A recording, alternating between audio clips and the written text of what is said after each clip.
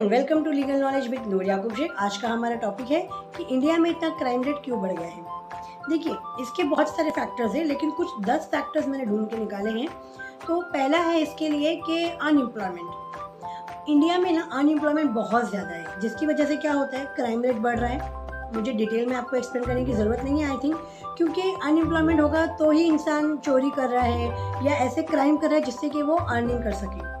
Second इसके लिए reason है आपको पोवर्टी बहुत ज़्यादा है। क्या है कि हमारे यहाँ गरीब गरीब होते जा रहा है, अमीर अमीर होते जा रहा है। तो एक पोवर्टी भी एक रीज़न होता है कि लोग क्रिमिनल्स बन रहे हैं और उनको डर नहीं सिस्टम का। वो ये सोचते हैं एटलीस्ट क्राइम करेंगे तो जेल में जाके तो उनको खाना मिलेगा। थर्ड जो इसमें टॉपिक है ना, वो है इलिटरेसी।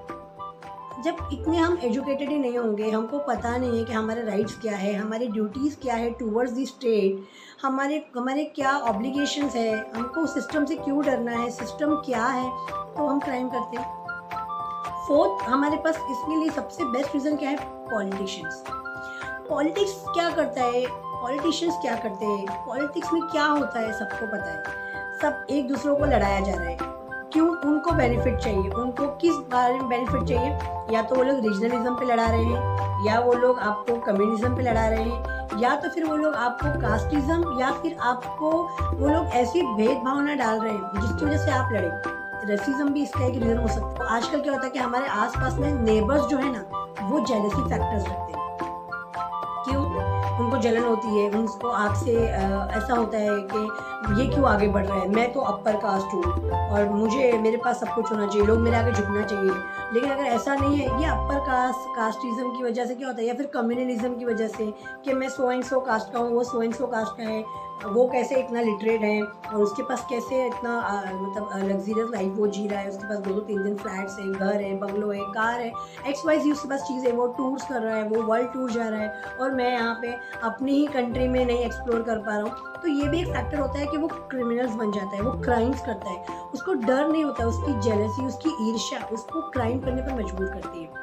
इसके अलावा एक और फैक्टर होता है ड्रग्स एडिक्टेड। जो लोग ड्रग्स के एडिक्शन होते हैं ना, उनको कुछ पता ही नहीं होता वो लोग क्या कर रहे हैं, क्राइम कर रहे हैं, नहीं कर रहे, रात भर ड्रग्स पीते हैं। सुबह उनके ब्रेन जो होते हैं, ब्रेन सेल्स जो होते हैं वो एक्टिवेट नहीं होते, उनका दिमाग काम नहीं करता है। वो लोग क्या होता है कि उसी इन्वायरमेंट में रहते हैं, उनके फैमिली मेम्बर्स वो और उनका सराउंडिंग जो होता है वो पूरा ड्रग्स में, नशे में ही होता है। तो ये भी एक रीज़न है। और क्या रीज़न है, ब्राइब। सिस्टम को इजीली ब्राइब दे सकते हैं, ये सबको पता है। ब्राइब लेने के बाद क्या होता है कि एक विक्टिम को ना जस्टिस नहीं मिल पाता है, क्योंकि क्रिमिनल्स क्या करते हैं, उसको मैनेज कर लेते हैं। अगर आप रिसेंटली कुछ करंट अफेयर्स में अगर आप रिसर्च करेंगे तो आपको मालूम पड़ेगा कि क्या हो रहा है।